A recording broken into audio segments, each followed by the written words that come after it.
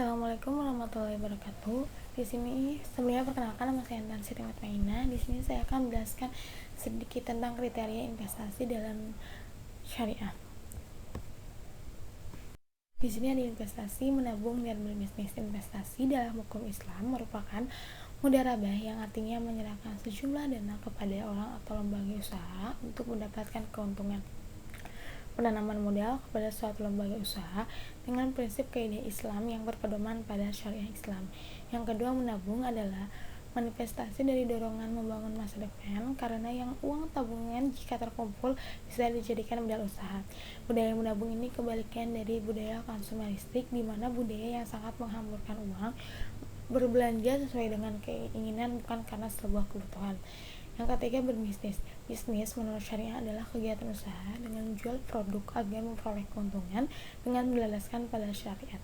Syariat di sini berarti ketetapan serta ketentuan yang ada dalam dunia bisnis sesuai dengan agama Islam. Maksudnya, Islam tidak hanya mengurus tentang aktivitas jual beli saja, namun juga memperhatikan konsep halal, akhlak berdagang, produk yang diperjualbelikan, akad dan ibadah muamalah dalam wirausaha. Islam juga memiliki konsep bisnis sebagai sebuah amaliyah yang dipahami sebagai serangkaian aktivitas bisnis dalam berbagai bentuknya yang tidak dibatasi jumlah kuantitas kepemilikannya, hartanya termasuk profitnya, namun dibatasi dalam cara memperoleh dan pendaya gunaan hartanya. Mengapa sih kita harus berinvestasi? Karena investasi syariah adalah berfungsi sebagai penggerak untuk meningkatkan kualitas ekonomi dengan cara mengurangi jumlah pengangguran yang ada, serta nilai ibadah yang sangat tinggi, sehingga yang membuat investasi syariah menjadi sangat penting untuk dilakukan oleh seluruh umat Islam yang ada di Indonesia. Prinsip ekonomi di dalam investasi syariah itu ada 3. Yang pertama yaitu riba, adalah kelebihan atau tambahan pembayaran tanpa ada ganti atau imbalan yang diisyaratkan oleh dua orang yang membuat akad transaksi. Riba yang diharamkan oleh para ulama serta diharamkan oleh Al-Quran adalah riba jahiliyah, di mana riba tersebut saat proses pinjam meminjam barang atau uang dalam periode tertentu dengan adanya riba atau tambahan. Yang kedua, goror. Goror bisa juga disebut dengan khida, artinya penipuan. Menurut arti terminologinya bahwa penipuan dan tidak mengetahui sesuatu yang diadakan yang di dalamnya diperkirakan tidak ada unsur kerelaan. Menurut ajaran Islam tersendiri, goror bisa menghancurkan atau merusak akal, di mana pelarangannya goror memiliki peran signifikan dalam menjaga keadilan. Yang ketiga, maisir.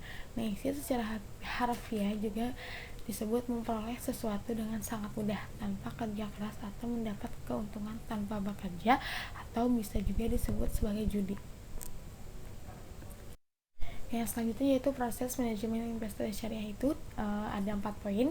Yang pertama, menetapkan tujuan investasi. Yang kedua, membuat kebijakan investasi. Yang ketiga, memilih strategi portofolio dan evaluasi kinerja portofolio. Yang keempat, memilih aset dan proses alokasi.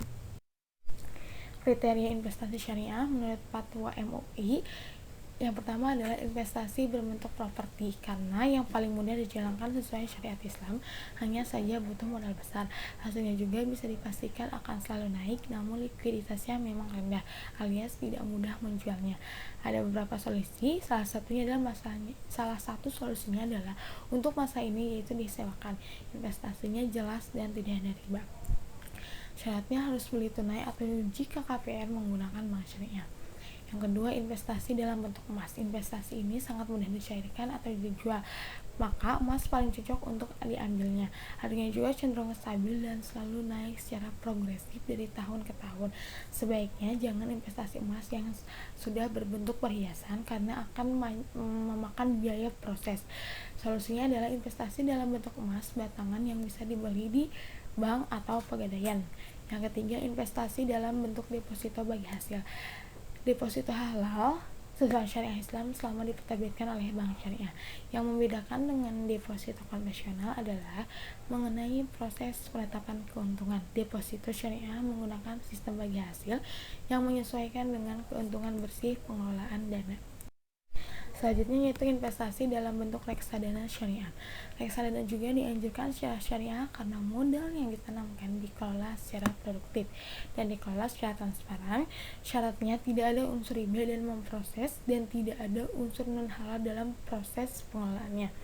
Yang terakhir yaitu investasi dalam bentuk SBSN atau bisa disebut dengan surat berharga syariah negara. SBSN adalah obligasi atau surat utang yang diatur menggunakan metode syariah. Hal ini sekaligus menjamin bahwa surat yang diperjualbelikan tidak ada unsur atau terbebas dari jual beli produk haram. Selain salah satu jaminannya adalah dalam proses penyerahannya, data yang diberikan atau apapun yang diberikan harus bersifat transparan. Terima kasih. Sebelumnya mohon maaf apabila ada kekurangan dalam penyampaian materi. Saya tutup wabillahi taufiq wal hidayah. Wassalamualaikum warahmatullahi wabarakatuh.